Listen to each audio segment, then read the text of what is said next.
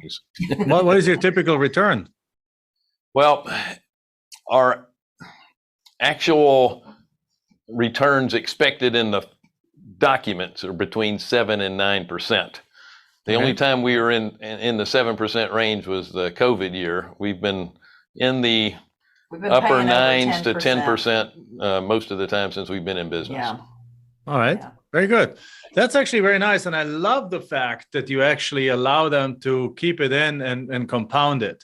Right. That is really that is really one of the key things that in most funds or even in private placements and multifamily syndications so on is not the case, because you give them that choice, because once typically on a multifamily property or self-storage or something, once that thing is funded, and you don't need more money in the deal, right? Obviously, in your guys' case, you guys are looking to grow your fund as an ongoing basis. So it makes sense to say like, hey, you want that 9 or 10%, or can I put it right back in and have it keep working for you, which is highly attractive, because if you don't do that in a normal thing, you pay it out and people use it to now go buy their groceries and go on vacation with it. That's right. And then, yes, they made that return, but their money is not growing compound on a normal deal. In your guys' case, it is growing compound, which is absolutely a brilliant little tweak to it that I don't know I've heard that many times before. So that's a really, really cool thing. See, it's great for self-directed money too. Right, because it's going to sit there anyway. But that was the difference between people owning a note or a piece of a note and being in a fund, where when the note is complete, now you have to look for another note. Exactly. And if you get busy and that money comes back to you and it sits there for 3 months, and then you get it out for 3 months, you ended up making 10% 6 months of the time, which now your average return for the year is only 5%. Yeah. Right. I do that myself with my own money. Oh, I do that all the time with my own money. It sits there and then it makes good money and then it comes back. Yes. So 100%. I love that. Love that idea. Yeah. So that's those are benefits of the fund. However, the downside of being in a fund, if you are a micromanager or an engineering type and you have to be in control of everything, it's going to drive you crazy. So if you have that personality type, funds probably are not going to be a good idea for you. But for most people, you don't want to have a second job of managing your money. You would just like to watch it grow. Yeah. And your due diligence is on the fund manager and the company, not necessarily how the money is working. And that's another really good point, I think, that you brought up. And whether it's us or with anybody else, understanding who the sponsor is, who's that fund manager, knowing their track record, who they are as people, what their character is, what their experience is, all of those are questions that you should be asking when you're looking at any fund to invest in. So it's not just the asset and how the fund is set up that's important. It's really, you need to investigate those sponsors as well, because there's people out there that really do good and know what they're doing. And then there's other people who are Madoff type characters. Well, the vast majority of fund managers aren't, the Madoff type people. And even if things do go south, they didn't do it intentionally. Things happen. Yeah. No, but I do 100% agree with you, because even in this is a key point in any investment you do, because let's say if you don't invest in a fund, but you give somebody your money as a rehabber. Well, if they're crappy operator, if they're crappy rehabber, that's right. They burn your money on stuff that it shouldn't be doing, that doesn't add to the property. And then they have a hard time selling the property because it doesn't look like it's good, or perhaps it's a partial, they abandon it. And now your money is truly at risk, right? That's right. If you instead invest with a clean, good, experienced operator, even if it's not a fund, they're going to put your money to the work, make every dollar look like $2, get the most out of it, and you have a smooth experience. And it's the same with funds. It's the same with multifamily operators.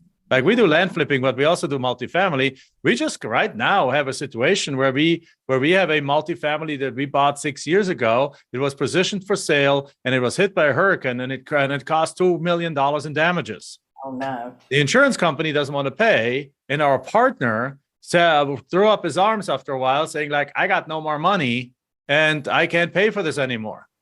Well, if that syndication would have been led up by some guy that just thought, multifamily is a good idea. Let me just go get some money. And while I have a job that I'm making 100 grand a year, I'm now part-time syndicating that deal. Guess what happens? You're sitting on a $2 million repair that might take years for the insurance company to pay. We're now suing the insurance company. And who is going to fix that property? Nobody. So you got to do a fire sale. That's right. If you work with the right people, though, in this case, us, we stepped in and we're putting $2 million of our own money into that deal. Just had a call with our contractor today. That's another $400,000 of air conditions alone that we have to fix on that thing because the hurricane destroyed them all. And we're going to be putting between $2 and $2.5 million into that property. But by the end of this year, it's going to be ready for sale. And everyone's going to get their money back, including us. We're not going to make any money on it, but I'm going to die before I'd rather die before I not pay my investors back. That's right. So it's kind of like, and we have those reserves on the side. We never thought we would need them, but you know what? Because stuff happens, we now have the ability to use them.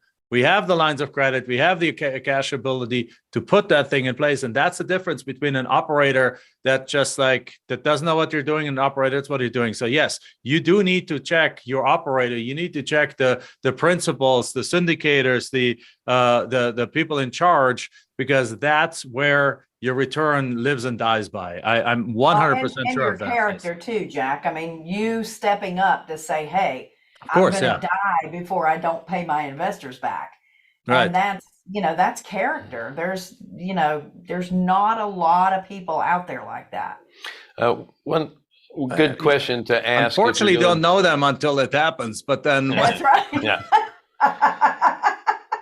That can be true. A good due diligence question to ask for any operator is, how long can you operate with 25% vacancy, or let's say 75% in your case, 75% vacancy rate? How long can you operate with that?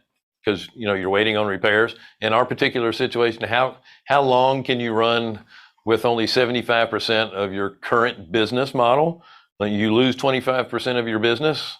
How long can you operate with that model in mind? And you want to see their efficiencies, and is their business set up where a large majority of the income isn't transactional?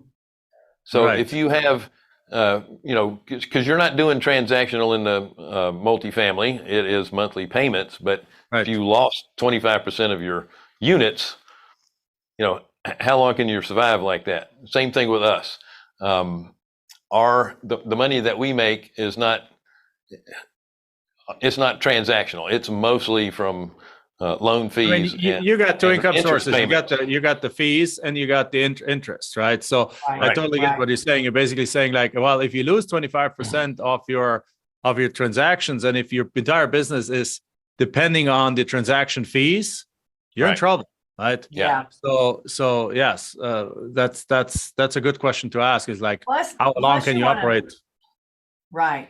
Plus, you want to ask people about their scars. I mean, anybody who's been through the ringer is more than happy to share that they've been through the ringer, and here's how I got out of it. Right. Because that's what makes somebody strong. Is what have you been through that's really just knocked you to your core? And how did you get out of it? That's the key. Did you walk away, or did you dig out of it? And that person that dug out of it is the one you want to be doing business with.